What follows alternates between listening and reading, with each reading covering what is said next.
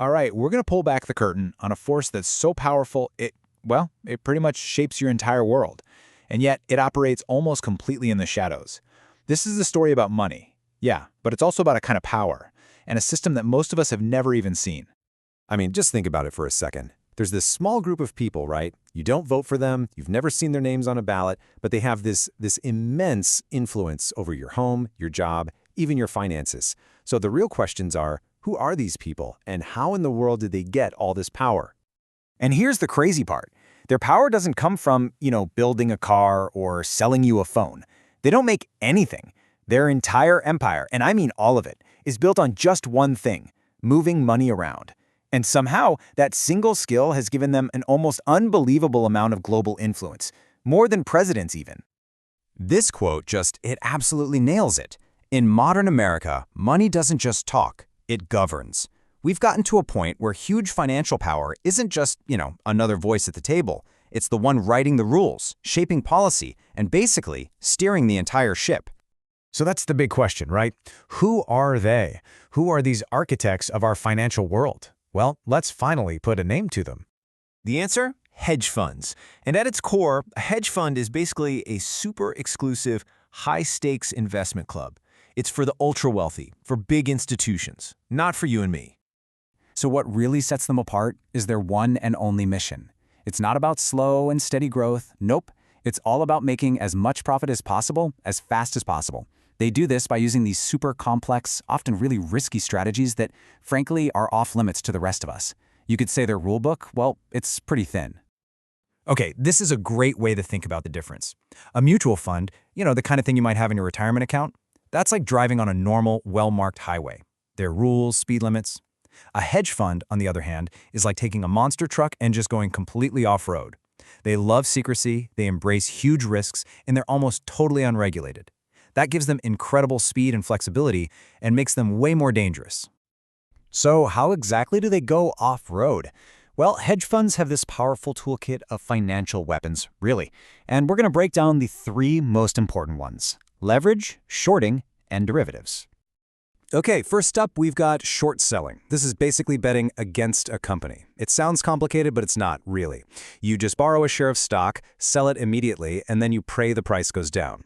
If it does, you buy the share back for cheap, return it to the lender, and boom, you pocket the difference. It's how these funds can make an absolute fortune when the market is crashing. But, and this is a big but, it's incredibly risky. If the price goes up instead of down, your losses can be like literally infinite. All right, next tool in the box, leverage. Let's say a fund starts out with $1 million of its own cash to invest. But why would you only bet with your own money? That's not the hedge fund way. Using that $1 million as collateral, they can go out and borrow another $9 million. So now they're not placing a $1 million bet, they're placing a $10 million debt. That's leverage. It's a massive amplifier. If the bet goes up just 10%, you don't make $100,000, you make a full million. 100% return. But, and you see the pattern here, if it drops 10%, you're wiped out. You lose everything. It's like financial jet fuel. And finally, we have derivatives. Now with these, you can just forget about owning the actual thing, like a share of stock or a barrel of oil. A derivative is just a bet. It's a contract that's a bet on what the price of something will be in the future. It's the shadowy, multi-trillion-dollar world of super sophisticated wagers on everything. Interest rates, currencies, even the weather. And this is the primary playground where hedge funds live. So you have these incredibly powerful tools. But how do we get from what started as a cautious idea to this global empire? To get that, we got to look at a little bit of history. Believe it or not, the very first hedge fund, back in 1949, was actually designed to be safe, to hedge your bets, to reduce risk. But then came the 1980s, financial deregulation, a flood of cheap debt, and these funds turned into aggressive predators. By 1992, you had George Soros famously breaking the Bank of England, making $1 billion in a single day. And then in 1998, we all got a really terrifying look at the downside, when one single fund called Long-Term Capital Management, or LTCM, came so close to collapsing the entire global financial system. And what happened next was a total game changer. The Federal Reserve stepped in and organized a bailout of this private hedge fund. The message couldn't have been clearer. If you're big enough, if your failure threatens everybody, then the system will save you. All of a sudden, taking on massive risk wasn't just your problem anymore. It was negotiable.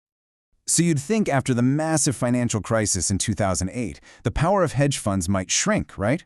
Wrong. It exploded.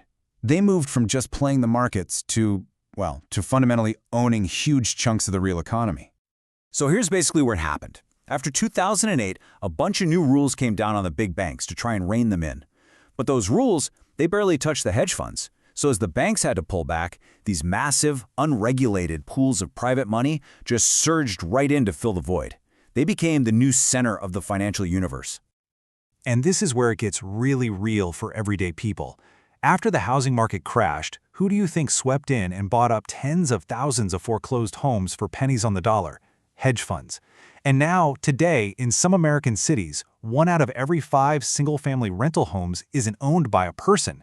It's owned by a giant institutional investor. Your landlord could literally be a hedge fund on Wall Street. And this quote just says it all. You no longer rent from a person, you rent from a spreadsheet. Think about that. Your rent increase, whether your lease gets renewed, even an eviction notice, all of it could be decided by an algorithm in an office 1,000 miles away, an algorithm whose only job is to squeeze out the maximum possible profit. The human side of housing is just gone, replaced by a cold, hard calculation. And it's not just housing. Hedge funds have also become the new banks. They're now what people call shadow banks. This private credit market, that's just funds lending money directly to companies, is now worth over $2 trillion.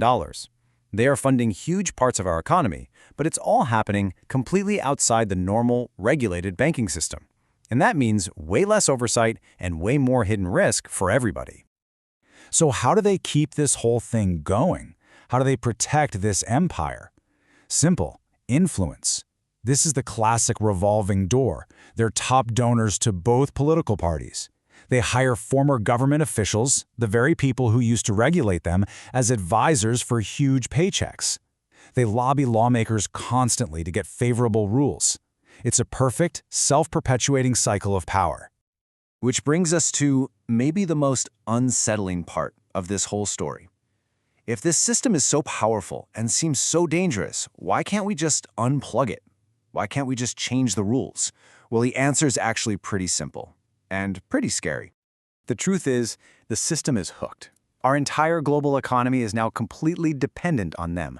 They provide so much of the liquidity, that's just the cash that keeps everything moving, that if hedge funds were to just vanish tomorrow, markets would seize up. The whole system would grind to a halt. The danger isn't just that they exist. The danger is that they've made themselves essential. And so that leaves us with one last big question. An empire that's built on this much leverage, on this much borrowed money, eventually learns one thing: you can't short the system forever. They've effectively placed a giant bet on everything just continuing as it is. So the question isn't if things will get out of balance. It's what happens to all of us when they do.